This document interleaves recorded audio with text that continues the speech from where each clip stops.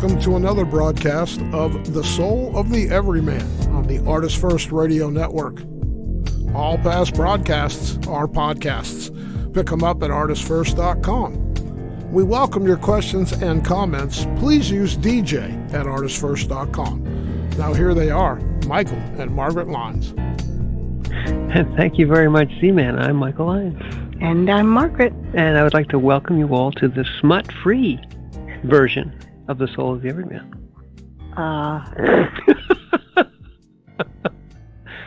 So now people are wondering, when was the smut added in? You missed it.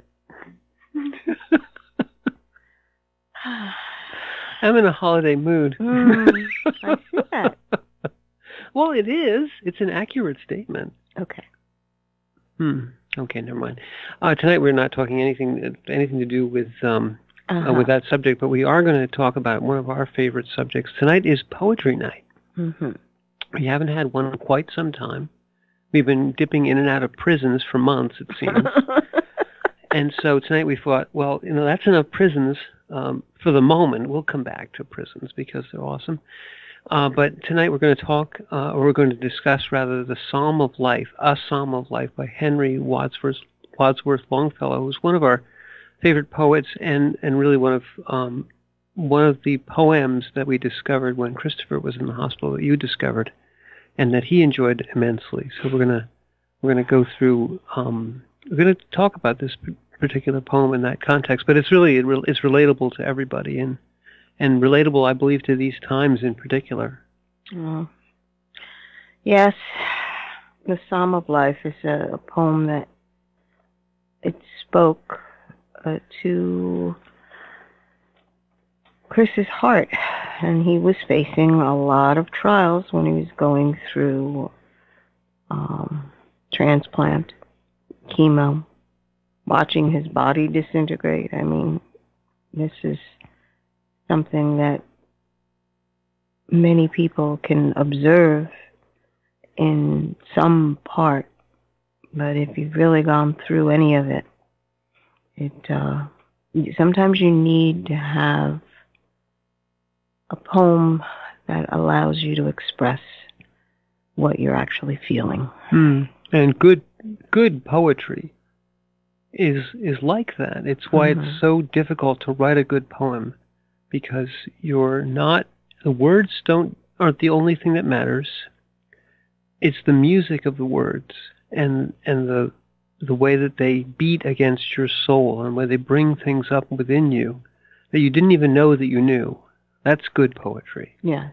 And Wadsworth, Longfellow is a great poet, so it's even beyond that. This is timeless poetry that, he wrote it in the 19th century, and it's as relevant then as today, rather, as it was then. Right. It's true. This is true. So you want me to read the poem? I think it would be good. It's not terribly long, but if you wish to essay the whole thing, and then we'll go back and we'll go through it a bit. All right. A Psalm of Life, Henry Wadsworth Longfellow. Tell me not in mournful numbers, life is but an empty dream, for the soul is dead that slumbers, and things are not what they seem. Life is real, life is earnest, and the grave is not its goal. Dust thou art, to dust returnest, was not spoken of the soul.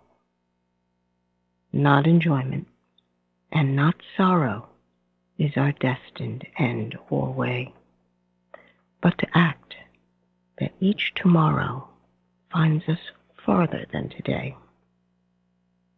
Art is long, and time is fleeting, and our hearts, though stout and brave, still, like muffled drums, are beating funeral marches to the grave. In the world's broad field of battle, in the bivouac of life, be not like dumb driven cattle. Be a hero in this strife. Trust no future, however pleasant. Let the dead past bury its dead. Act in the living present, heart within and God overhead.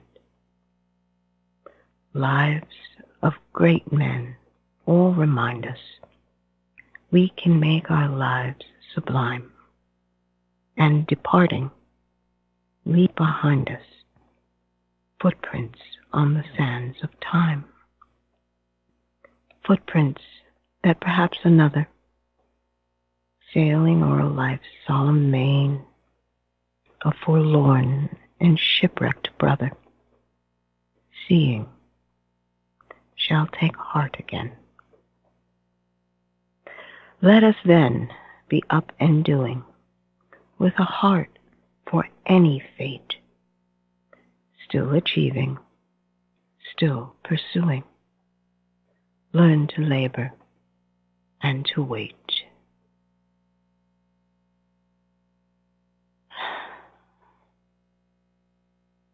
Just an amazing poem, and there's really so much in there. So we're going to go through it, and we're going to talk about how it affected us and how it affected Chris, and I think how it relates. It relates so beautifully to any time, to this time that we happen to live in particularly well. And if we jump just a moment, just out to the middle, to one of the favorite passages, we're going to go to the beginning, but one of Christopher's favorite ones was "Be a hero in the strife." That stanza, if you will, because in the battle that he found himself in,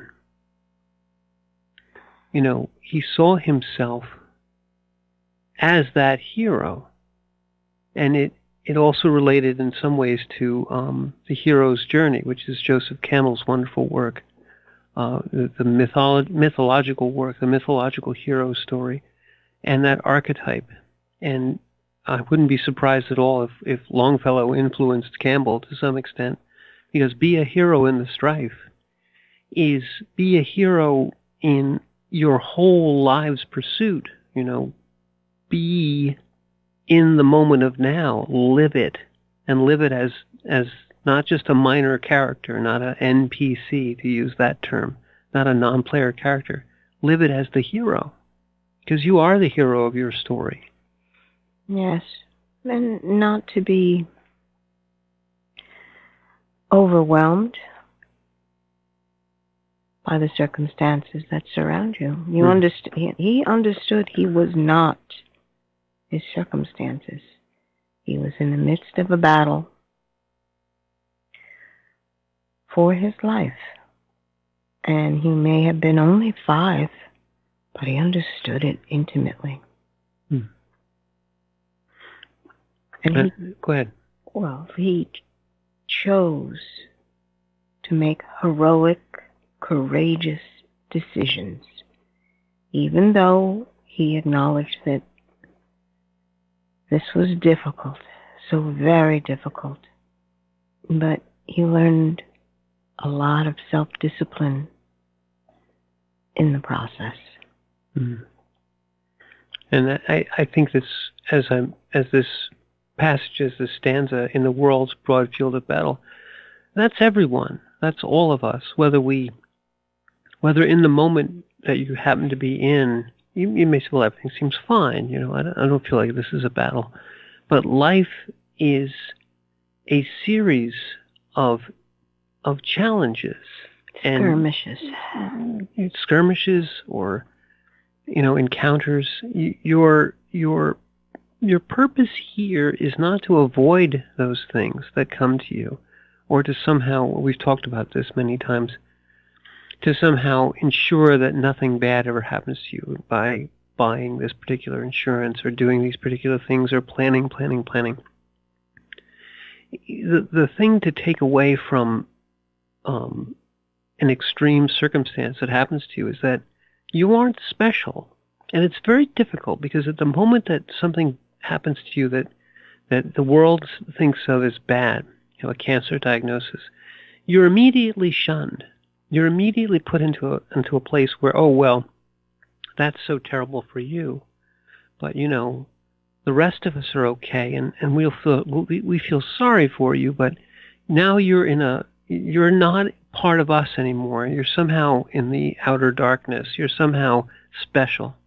Because that only happens to people who, not everybody, not us, just the people perhaps who didn't prepare or didn't do a certain thing. And that's all the lies that people tell themselves. Or, oh, gee, that's just bad luck. Bad luck, and oh, I'm so sorry. Because we want to, it's a lie, a comfortable lie, and a comfortable ego lie, that somehow bad things only happen to people who somehow did something wrong, or they caused it somehow.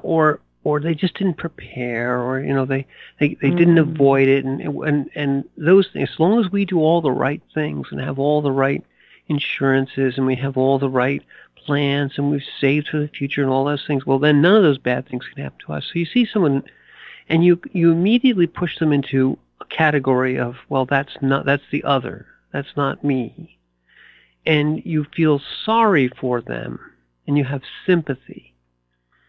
And the reason you put that barrier up, because that's what they are, they're barriers, is it's very frightening to really accept that person and you, that person who's undergoing this extreme trial and you are exactly the same, and that your extreme trial may come upon you as suddenly, and that nothing you can do as a human being in this universe can prevent that. And you have to accept that that's the knife edge that you live on, that we all live on. But it's very comfortable. The ego wants to tell you that no, those are the other people. Those are the people that they just didn't do the right things, and they just don't have the right insurances, and they must have deserved it somehow. And it's so comforting because it makes them. Well, it's making you believe that somehow you can control what's going on. Yeah, you've got it all together. Mm-hmm. And if you just think for 5 seconds, do I control my own heartbeat? Yeah. No. Do you control your own digestion? Oh, well, I eat well. It's like, yeah, but are you in control of breaking down all the food? Are you even in control of your own physical body? Walking and lifting and moving things? I know a lot of people who aren't. Do you actually see what you think you see? Yes. Your mind filters out an awful lot of things, and have you any idea what filters you're actually looking at the world through? Very comfortable ones. Mm-hmm. So, well, I don't want to see that. I'll just put this over here, and if I put these glasses on, then, oh no, I don't see that horrible thing over there. You haven't even taken steps into exploring who you actually are. That's like pulling the blanket over your head and turning around. Right. And it's so easy. But to accept that you're not special, that the thing that happened to you can happen to anybody, and that anybody, that this challenge may come upon you at any time, is to take that line from Longfellow's poem and say, in the world's broad field of battle, in the place that we exist in incarnate, in flesh, in the universe, you control no circumstance.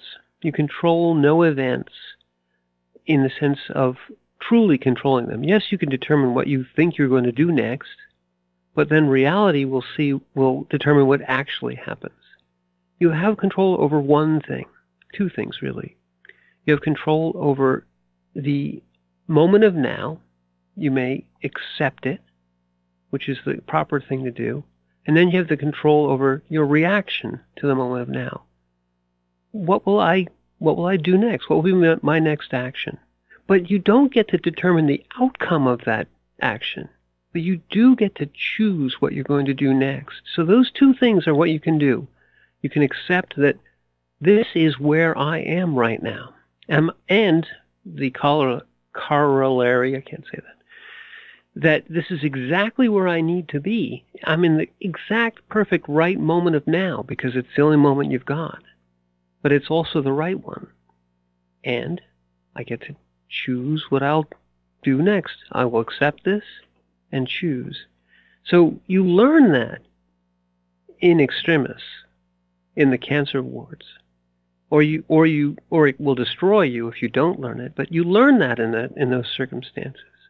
And that you have the choice to be the hero in the strife, but you also have the choice to be the hero in the calm times, in the times that appear to be all under control. Still be the hero. Still realize that this moment of now is the most precious moment and that you have to accept it. Yes, everything's wonderful right now. That doesn't make you special. You just accept it and enjoy it. Everything's terrible right now. Again, doesn't make you special. People want to tell you that you're special. Oh, that's just you. No, it's everybody. It's all of us. We're all not special. We're all just as equally subject to wonderfulness and horribleness, and accept it that this is the broad field of battle. You know, the bivouac is a word that people don't understand, but it's where we camp. It's where we live. The bivouac of life is where we exist.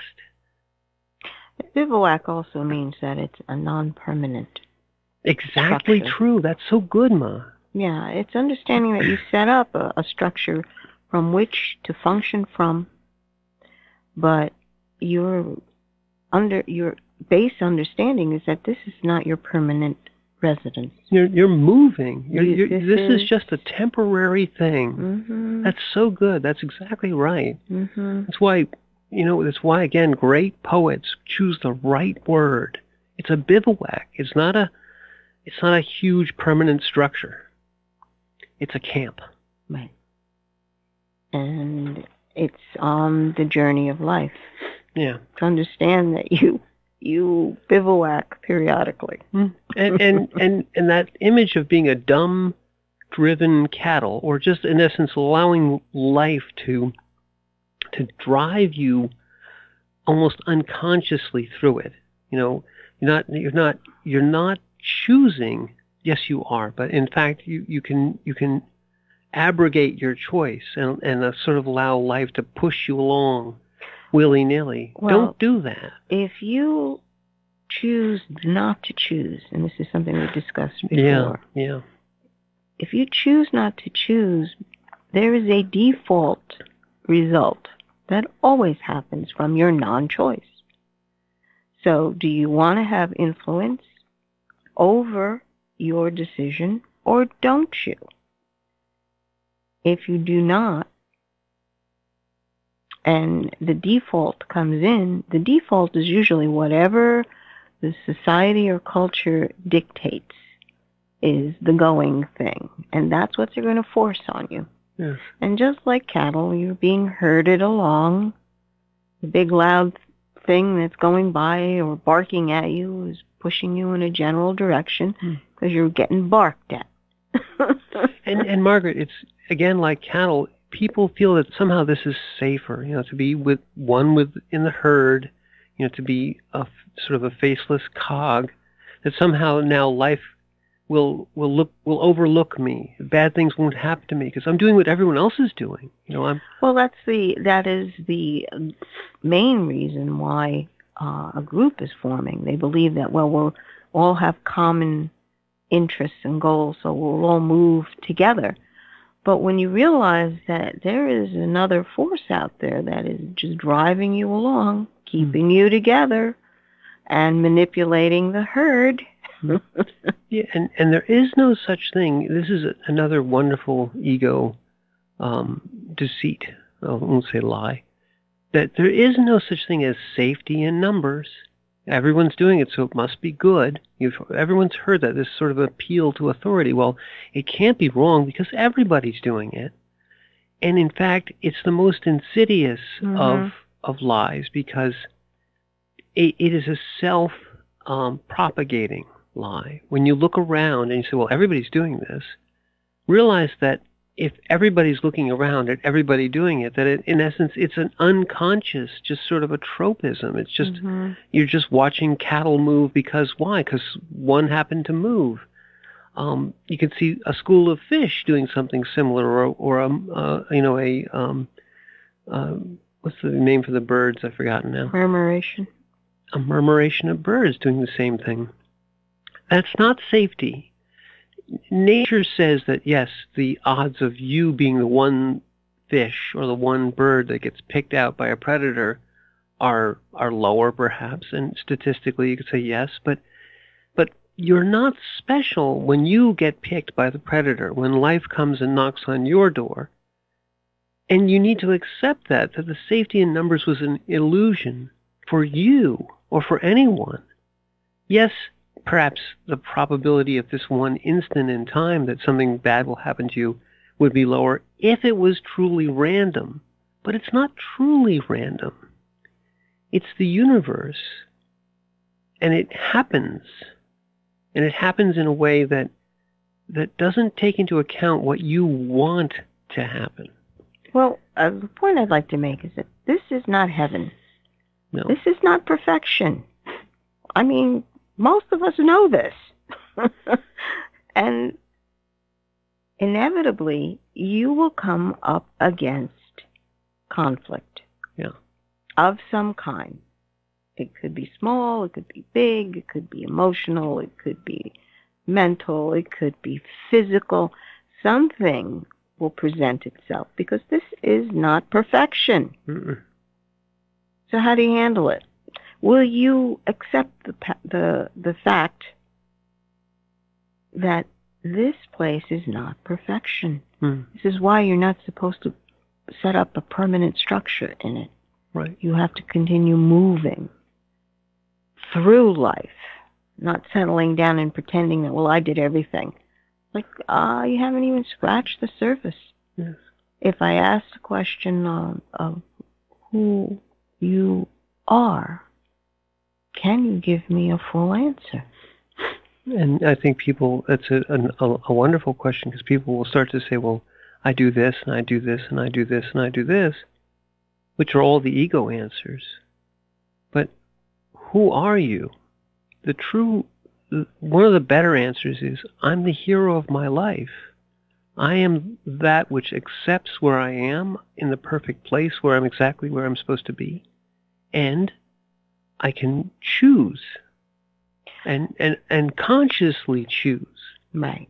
It's when you looked at people who were dealing with cancer, if they thought of themselves as a victim, it was a completely different mindset.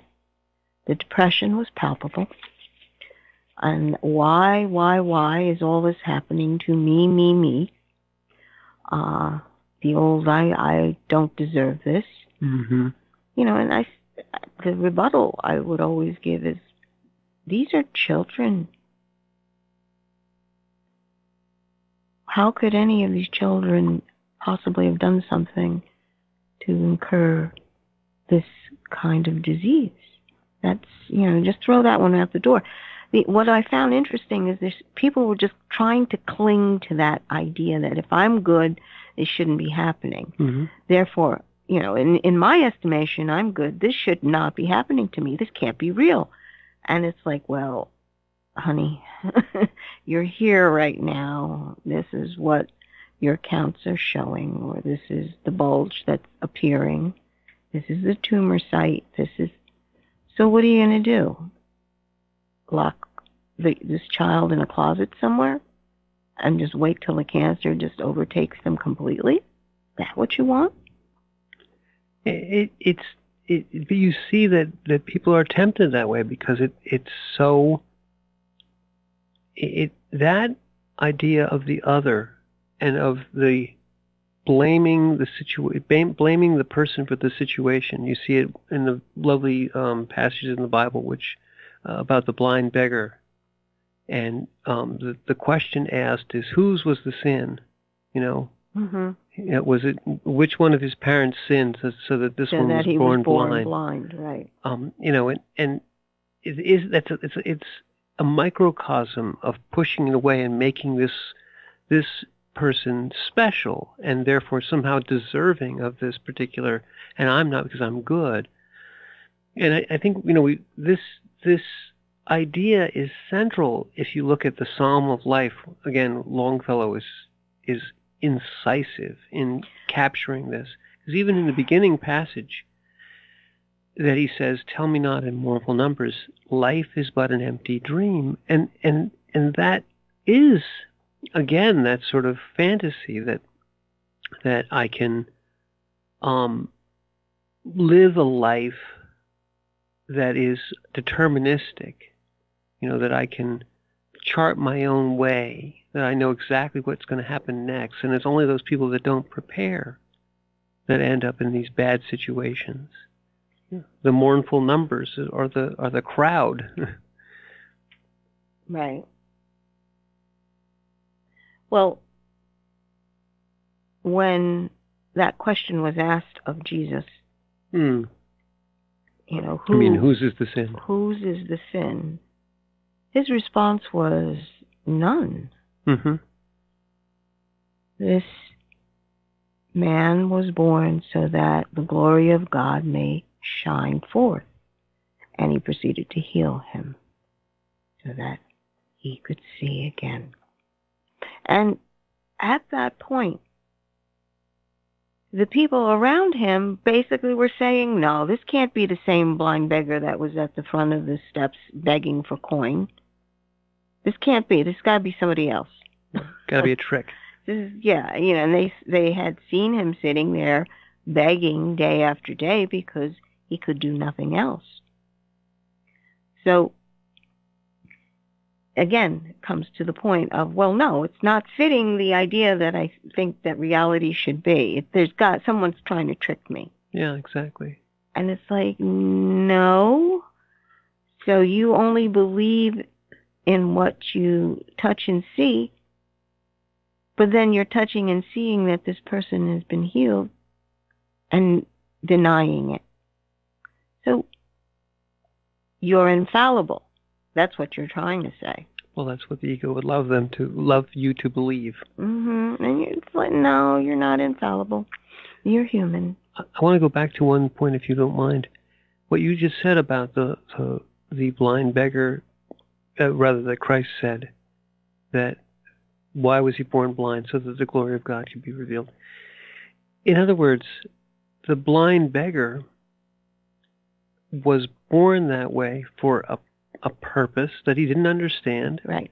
He was in exactly the right place at the right moment, because in accepting his condition and being in that moment, he became healed to show, the purpose was fulfilled of that, not maybe the ultimate purpose of his life, but the purpose of that moment of his life. Right. And what is he in that particular passage?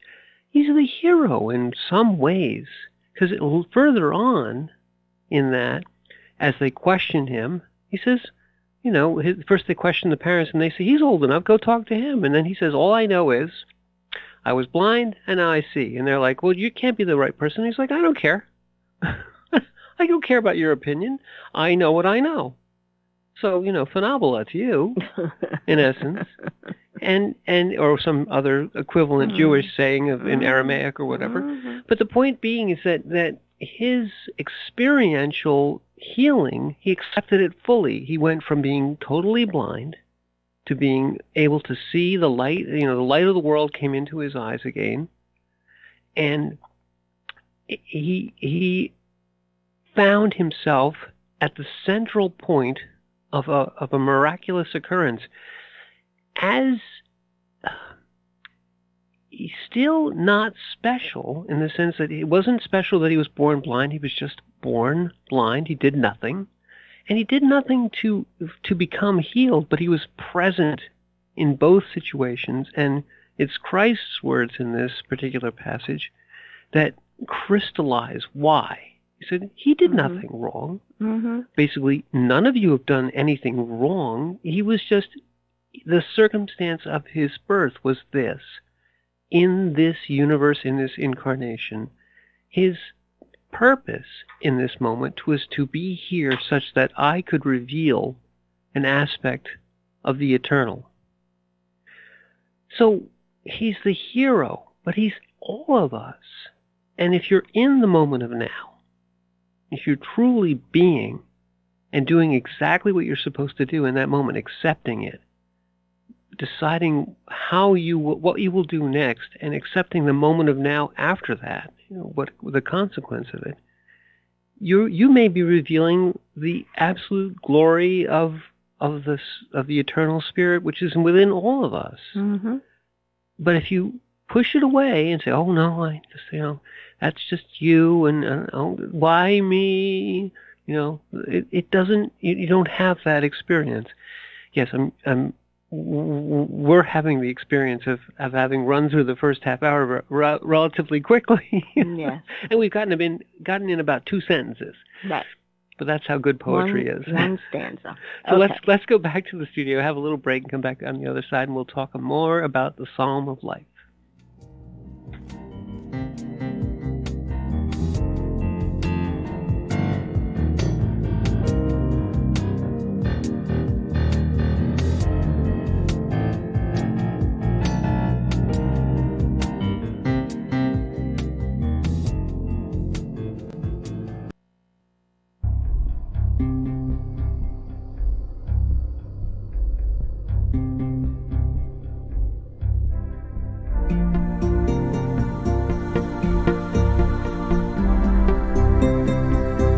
This is The Soul of the Everyman on the ArtistFirst Radio Network.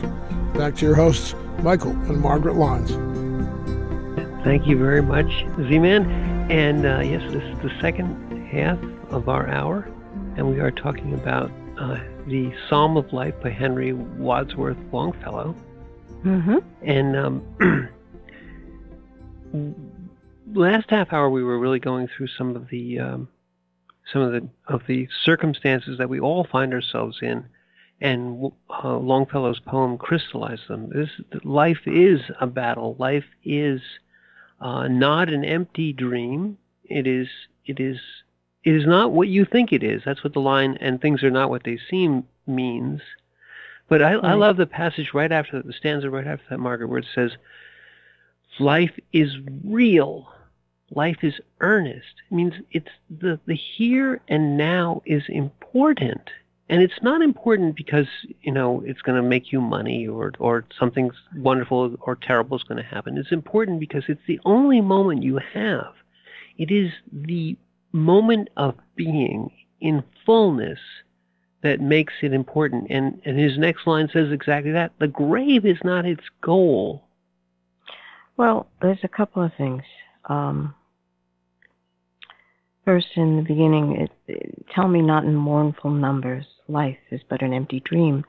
And there are many, I think we covered that before, where people are believing, there's no...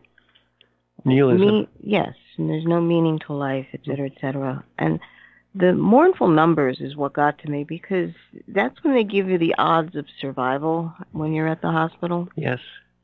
We started out with was a 2% chance of something serious and 98% chance of recovery when this whole journey started. Mm-hmm. By the end, it had switched. There was 98% chance of no recovery and 2% chance perhaps. So there are your mournful numbers. And they try to convince you of the mournful numbers as reality. And exactly. And you can't blame doctors because this is how they're trained, but it's so incorrect because they give you the odds all the time. Well, people want odds. They want to know what the odds are because they feel that's something concrete. But odds are an examination of tendencies, outside tendencies. But who says you're on one side or the other is my question. Exactly. Now, for the soul is dead that slumbers. What he's basically saying is that it's your body that sleeps. That's not the wholeness of what life is. The part of you that sleeps is not the eternal part. Right. I mean, and isn't it true that when we dream, we're asleep, the mind never truly sleeps. It is always active in either the spirit or in the flesh, but it's never asleep, ever. And isn't that, you accept that as sort of a truism. Well, yes, I'm always dreaming or I'm thinking. But isn't it hearkening back to the fact that your spirit has no off state? Mm-hmm. It is truly always experiencing and living, and it's only that it tells itself, that the ego particularly tells itself this story of what life is. Mm-hmm. And if you don't allow the being to come to the fore, your consciousness to encompass all, and realize that you are an aspect, or as Tolle says, an emanation of the eternal. You're a sunbeam, but you're just also a part of that eternal light. Right. You have a spark of the divine. Yeah, and it never turns off. A light in you. Yes. And things are not what they seem. Never. So the concept that something that sleeps is not what is truly alive. And one other thing that I want to point out, again, same thing. Next, in the sort of the second half of the poem, trust no future, because that's what people do with the odds. They're saying, well, I know what the future is. It's going to be this. I have 98% chance. That means 100%. That means I've got it for sure. I can't lose. I know it's going to come out okay. And all of those things are ego lies, because it's the being state of now. Just if you're in it, you know that anything can happen. You're not special. You don't know the future. Trusting that trusting the future, whether you think it's going to be this way or that way, it's going to all be terrible or all be wonderful or something in between. Don't do any of that. Live here. Live now. Choose. What they're doing is they're forming a concept of the future, and that's what they're trusting. Yeah, as opposed to actually walking the path towards the future. You're moving towards the future, but you are living in the present. Go ahead. Sorry. So, allowing space for you to be able to see what you are exactly doing, which means that you have to be at that still point to observe. And to observe what you are doing and saying and thinking, and the decisions that you're making, even to the point of understanding the motivations behind your decision. Mm. So the trust no future is, don't trust any concept you think of future. Mm. You don't know what the future is. You barely know what your past is. Well, and look what Longfellow says just another line down. Act. Act in the living present, which is the moment of now. Mm-hmm. Yes, with heart within and God overhead. You can't say it any more beautifully than that. Mm-hmm. It's as compact as you can possibly get. Yeah. And he even gives, he tells the past the same. Trust no future. And the beautiful phrase really from the Bible is, let the dead past bury its dead. Let the past go. It's immutable. You can't ever change it. You can remember it. You can hold it within you as an experience, but don't let it rule your present. And don't let the future lure you towards thinking that you know what's going to happen. Act in the living present, in the now. He says it so beautifully. In 3 lines, he captures, about 5,000 million words that Tolle says. Right. I love Tolle, but this is it. This is the whole philosophy in 3 lines. Mm-hmm. In your heart within and God overhead. Yeah. It's acknowledging the connection that you have with the eternal. Mm-hmm. It has nothing to do with the part of you that sleeps. And to allow yourself to begin to get to know who you actually are. Mm-hmm. You're not constrained by the physicality of this world and the events that happen. You are much more than that. And Margaret, note which he calls out where you should act from. Heart. Right. Right. But it's present. It's a living present with your heart and God. The three elements are all together in alignment. Mm-hmm. And that creates your life, your story, and the movement. Yes.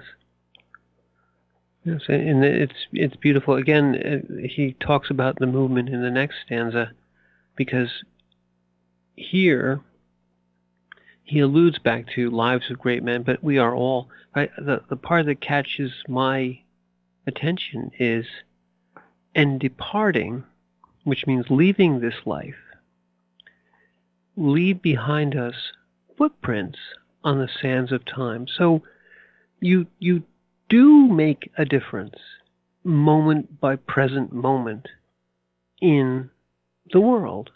You have a story, you have a life song, and you can influence your life lived in the present moment can, as he says, lives of great men, meaning men and women, you can look to them and say, well, look at what this person living in their truth, in their moment of now, and you can pick many, Bonhoeffer, Mother Teresa, there's thousands of them, St. Augustine, whomever, they have, in living in every present moment,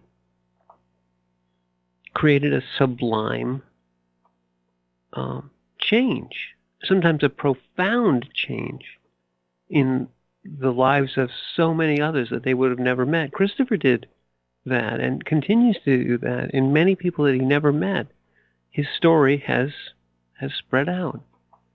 And not just his, but many of these kids who were affected, in accepting that this was their circumstance, in witnessing and bearing witness to the events, and in acting in the moment, in living their lives, their stories acquire more significance in the sense that they can become a witness to that which we all contain, that eternal light. Well, the line of lives of great men. Great men, we have a tendency to believe it has to be, these large figures that affect generations, okay? But notice that it was written with small g and small m. Yes, that's true. Okay. That is the definition of a hero. It's understanding that each person has his part to play. And you are great according to the walk or the movement that you are doing. You're making decisions on a much larger scale. And all that, these great men, this is the line that comes after act in the living present, heart within, and God overhead. That is the definition of what is great. Exactly. And in that effect, when you do things from that alignment, from that wholeness, because all of you must be present to be able to operate with spirit, soul, and body together on one purpose. The smallest acts have great repercussions. Exactly. It's a ripple in the pond. It's the butterfly effect. When it's done in that present moment, it reverberates through eternity. This is what we humorously call your eternity bank. These are what is stored. Those moments become eternal because it was done with that which is weak and that which is all-powerful.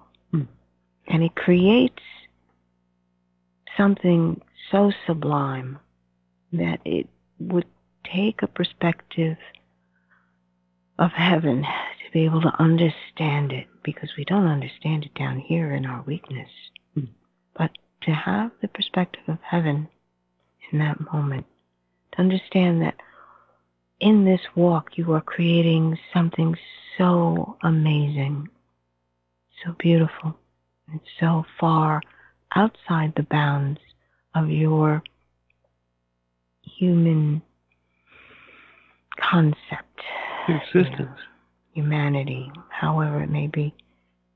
But you're still doing it, because everything in this world is going to try to tear you away from being able to live in the present, to live without your heart center for you, and to push away God. Everything in this material world tries to negate all of that.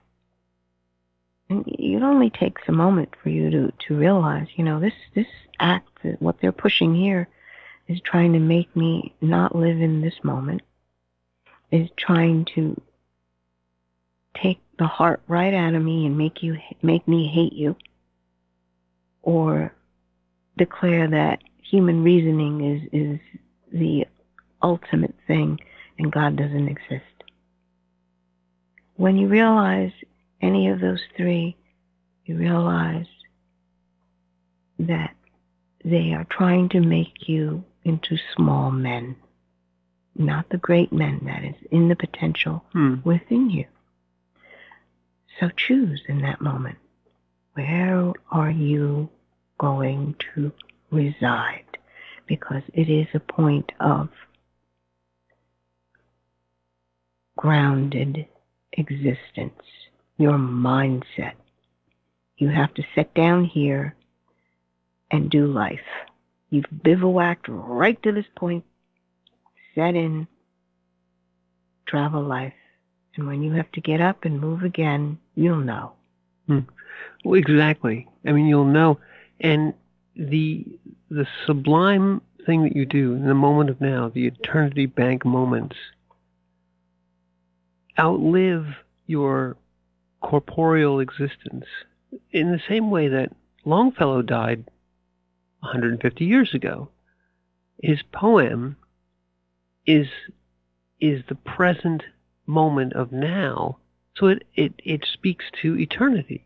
Michelangelo created the Pietà 500 years ago, but it evokes, you can feel the sculptor's soul and heart and his sublime choices today, because it's a human eternal moment. Once you put yourself into eternity and into the moment of now and act in that moment with your heart, with eternity in your actions, in your soul, it becomes something which speaks to all of time, and no longer it transcends, the minutiae of life, if you will. And if we go a little bit further in here, Longfellow says the same. Footprints, which is the things that you did in this present moment that leave these impressions, will be witnessed perhaps hundreds of years from the time that you actually passed this way by another, a forlorn and shipwrecked brother, another human being in this life. And your decisions made in the eternal moment of now influence that person, because they're no longer bound in time. Your decisions and their witnessing, you lived 500 years ago, you're inspiring the human spirit 500 years later, and it doesn't matter. You might as well be right next to them, doing the sculpting right in front of them, because we can feel it. Yes. You give hope in a desolate situation. Yes. And it's an amazing thing to be able to give hope to another soul that is feeling forlorn and forgotten. And shipwrecked. Maybe take the last passage mine. Just let's wind ourselves out with that, because that's exactly that same sentiment. Let us then be up and doing Mm-hmm. with a heart for any fate, still achieving, still pursuing. Learn to labor and to wait. Learn to work in the present moment, and the wait is just as important. Yes. Learn to accept the present moment and choose to do nothing. Choose patience. Choose to be in the centered moment of now and experience it. Accept that moment as what is, and realize that if there's no action to take, you take no action. But that heart, this was the part that this was the most wonderful portion of the poem, a heart for any fate. Yes. What does that mean? Anything can happen to you, but accept it and live it through the heart, and it will be your present moment of now, and it will be eternal. Well, a heart for any fate means that when you travel with the heart within and God overhead, courage that can only come from the heart will always be there to walk with you, even though you may have trepidation. And I believe we have reached the end of our hour. We have. So I'm Margaret. And I'm Michael. And thank you for listening.